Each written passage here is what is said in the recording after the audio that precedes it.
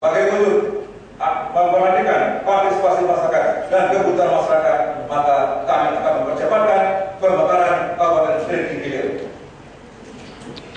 Kemudian berikutnya, misi berikutnya adalah meningkatkan nilai akidah, ibadah dan akhlak.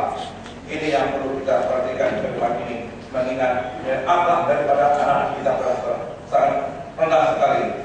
Maka dari itu, tujuan dari misi ini adalah agar dapat meningkatkan nilai-nilai akidah dan ibadah ini, sehingga masyarakat mampu meningkatkan keimanannya, mampu meningkatkan ketakwaannya kepada Tuhan Yang Maha Esa, dan berjulur dan semangat gotong royong yang ditingkatkan.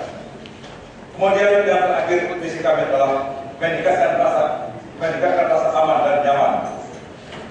Dalam hal ini, tujuan dan sasaran yang akan kita capai adalah menertibkan masyarakat dari gangguan keamanan, sehingga dapat memberikan kehidupan masyarakat yang damai, tertib, demokratis, dan menjunjung tinggi hak asasi manusia.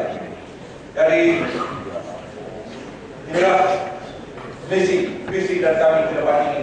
Mudah-mudahan terwujudnya kami nanti dengan memperoleh suara terbesar daripada 6 kandidat ini. Mudah-mudahan kami yakin betul. Karena dengan visi pro rakyat ini, dan juga kami maju